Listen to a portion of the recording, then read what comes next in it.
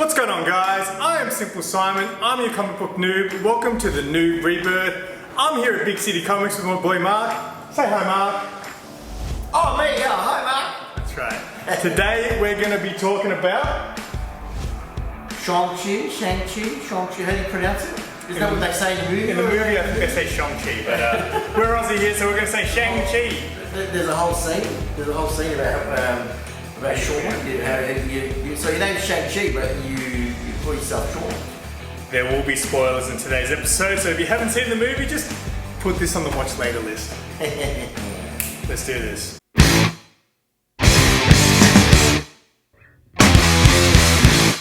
Alright guys, before we start, don't forget to give this video a thumbs up, and if you're new to the channel, welcome to the Simpleverse, and feel free to subscribe. That's right. So, what do you think, Mark? Well, hang on, you know what? I'll go first, because I'm going to guess that you like the movie.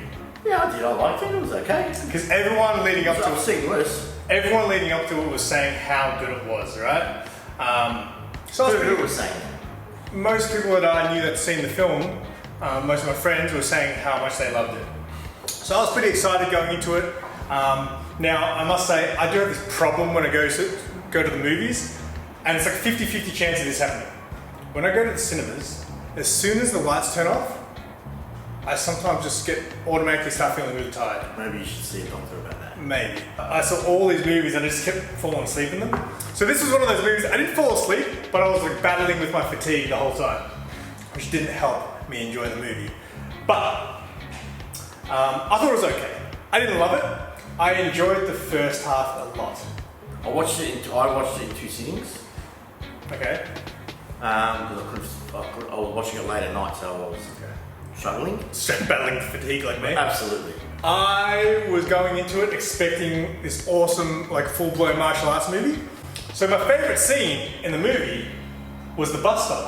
Was the bus scene, absolutely. Right? Because that's the first bit where they come out with some martial arts, and it was sick. Like they did it perfect. Absolutely, it was straight up. It was a cross between Jackie Chan. Yes. You know, like I had some Jackie Chan flair into it. I love it. Absolutely. But I guess the thing that I didn't, not that I didn't enjoy, I just wasn't expecting. I was expecting a martial arts movie. I wasn't expecting a mythical movie where Shang-Chi's riding around on dragons. And that's the part that I kind of didn't enjoy as much. If I watched it again, knowing that stuff's going to be in there, I'd probably, be more okay with it. But I think just the first time I always expect what I want to see, and then it's a completely different thing. I kind of throws me off a bit. I liked it because of that. Because it was fantasy. It was Chinese fantasy. It was. I'm a big fan of Chinese fantasy. They didn't go overboard, like the Shaw Brothers sort of stuff. They didn't go overboard. But they kept it a good balance. What's the Shaw Brothers?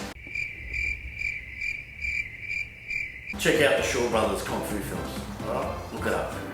Yeah, okay. Alright. The Shaw Brothers was a production company out of Hong Kong. Oh man, I'm all about Golden Harvest. That's 80s stuff, mate. That come out of the 70s. It was all most of it was Chinese fantasy. Obviously, I grew up on martial arts movies and all that, and I'm okay. I don't mind watching it, but I didn't love the crazy fantasy stuff where they could fly around and like Crouching Tiger and all that stuff. It wasn't really my jam. Well, I love the balance. It had in the beginning of the film, it had them working as valets in New York. Or San Francisco, sorry, they were in San Francisco, and they were, coming from watching it as an Australian, to us, I suppose it's very cliche, Chinese Americans in San Francisco. But, but I thought it was really smart for them to do that. And then the way it just transitioned, like just one night on the bus, they went through their lives at the beginning of the film, they look like he's living a normal life, and then all of a sudden they're on the bus and his life changed. Right? There was no build-up, there was no my father was looking for me, there was no warning. And that scene on the bus was awesome. So he was as surprised as we were, and as his friends were on the bus. And that nice little touches with that guy vlogging, or whatever you like to call it. That was awesome, nice touch. I love the appearance of Michelle Yeoh. You know, in it, I mean, you can't have her. She's like a great actress to have, you know. I love the explanation too about the 10 rings, and how having Trevor in there, the character Trevor, about the Mandarin, and how he makes fun of the Mandarin, like, you know, give him a mythical, and they named it after a fruit, you know, that sort of thing. It was really interesting to do that. The Mandarin has been used in a previous MCU movie, right? Yeah, in Iron Man 3. Yeah, I don't know if I've seen the third one. Like, you know, the Fight Club bit and stuff like that, that was all really cool. I think I want to see more of that. Yeah, it was sort of, I knew it was going to be his sister. Did you know? It was very predictable. Yeah, I think the movie was kind of predictable. Yeah, absolutely. It was very generic. Absolutely, but the comfort was great. And the 10 rings, how they showed the 10 rings, it was a different way. Everyone thinks 10 rings, they think, you know, rings on your finger, but the rings on the wrist thing, that was really clever. You know, like I reckon they turned it on their head. I liked it. And the way they changed colour when it went to his father and when it went to him, that was really cool as well. What I also loved was the whole training montage, that was really cool. And the forest, the forest that's alive, that was straight out of an anime. Yes, yeah, I did enjoy that. And then after that is when they get to crazy fantasy world. Yeah, but you know, even like you don't like his father, then you like him, and then you don't like him. You know, that switch of characters was really interesting, the way they did that. The alignment, you know, 1 minute he's a conqueror. Next minute he's having, you know, he finds a girl and they settle down, they have kids. But I like the predictability of it. There's a mid credit, there's a end credit as well. Same. Oh yeah, okay. So let's talk about that. The first one was when Wong comes in the restaurant. Yeah. Was that the end credit when he comes in the restaurant? Because they're telling their friends about how they were riding dragons and stuff. Yeah. And he shows up. Oh, that's right, and Captain Marvel while they were there. So yeah, what do you make of that? That was the end credit, yeah, that was at the end. Well, it was alright, it was a good way to tie it in. I didn't quite get the second end credit. That was when his sister was like running the whole... The second end credit, yeah, so that was predictable, man. Like, I mean, she ran out, when he was in the restaurant in that end credit scene, right, he says, before Wong takes him away, they were talking about like, where's your sister now? Oh, she's at my father's compound, taking down his organisation, you know, dismantling the organisation. And I said, no, she's not. And then, you know, when you see it at the end credit scene, you know, and she wasn't. I said that was pretty cool. Well, of course not. She had a criminal organisation running a fight club. So why wouldn't you? You know what? It's in her DNA to do that. And you know, being her father's daughter, sort of thing. So that was predictable. Do you think he's going to play? Do you think the character's going to play a big role now? Depends where they're going. Depends where they're going to go. Like they're trying to, obviously Captain Marvel, they're talking about the rings, where they're from and what material they're made from. So obviously nothing on Earth, where they come from. They sort of touch on it in the beginning of the film, where they tell a prelude story to the rings and where they're from, but really brief.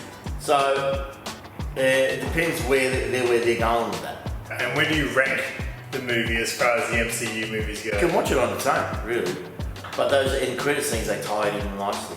I don't know, I wouldn't put it up there. I'd give it a 6 or a 7. You know, whereas, you know, something like Iron Man might not give it a 10. You know, from 1 to 10. I want to go back 10 being the most. I want to go back and watch Iron Man 1. I remember it being so good when I first watched it, and I didn't care about comics at all back then. So I'd love to actually rewatch that. It's such a great film. Is that your favourite one?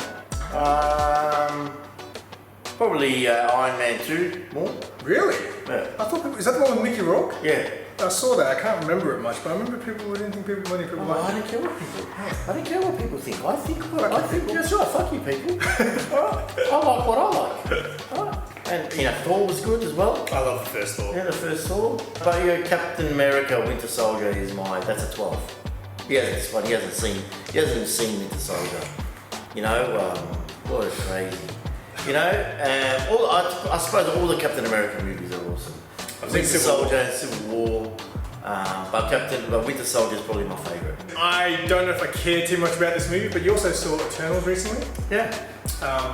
And I know you didn't mind it. A lot of people have been trashing it, but just tell us maybe quick thoughts on that. I liked it. It was good. It was the special effects were primo, but there's a lot of talking in it, which I understand why there was a lot of talking. They needed to explain where they're from, why they're there, why they've been in hiding for so long, and what their end game was. So I liked it. And I love that every character had a spot in the sun, to say. Angelina Jolie is probably the biggest star they had on that movie, and she wasn't given just like priority. It was absolutely all evened out, and I love that because it was a good film. I liked it. What was strange about it is that there was references to DC characters, yeah, Superman and Clark Kent. What? Yeah, there was. Absolutely, which was strange. They actually say it. They actually say Clark Kent. Yes. That's out of control. Last question. With the Shang Chi movie coming out and with its, I guess, success, is what I've heard, do you think this will change Shang Chi's comic book sales? Oh, it has a little bit. Oh, really? Yeah, absolutely. It's definitely jumped. People have jumped on. Yeah. Look, if I had to compare Shang Chi to, say, Black Widow, like a standalone film, then they're both good. They're probably on the same level. And I would have to say same as Eternals. I think Eternals can stand alone on its own without another movie. But doesn't the Eternals tie in back to... Because Eternals, I'm guessing, moving forward is going to play a pretty big part in the grand scheme. I have no idea. I don't watch a lot of blogs or innuendo. I don't read any articles of what's going to happen. I just don't do that because I don't want to be spoiled. So you didn't see the Spider-Man trailer, I take it? Absolutely not. I saw one Spider-Man trailer and it spoiled everything for me. So I don't want to watch any more. We can end with that. Alright guys, that's all we have for you today. Oh, that's cool. We're out of time already. It was a quick one today. Out of time already. It was a quick one. I don't know if you know, Mark, but this is going to be episode 46. No, I didn't know that. 46 of the new Rebirth. So, I don't know. Now it goes to 52? No. Well, it made sense for the new 50 new. Oh, so you're going to go further? We're going to go to 100, I reckon. Episode 48 will technically be my Legacy 100. Maybe you should drop the... You're going to drop the Rebirth? Noob, maybe? No, it's still a noob. No, you're still a funny. I don't know if you remember, but I remember I've been promising this for a while. When we get to episode 50, we're doing the Comic Stories rematch. So you're gonna have to go through your books, mate. But you get to come up with Comic Stories this time. I get to come up with the Comic Stories. Yeah, every single one. Yeah, okay, I can do that. So you can play to your advantage, and I'll still walk you around. I'm gonna play to my advantage because I know everything that he buys.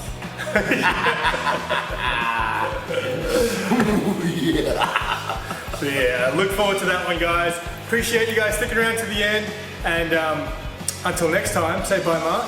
Bye, Mark. Keep it simple. Keep it simple.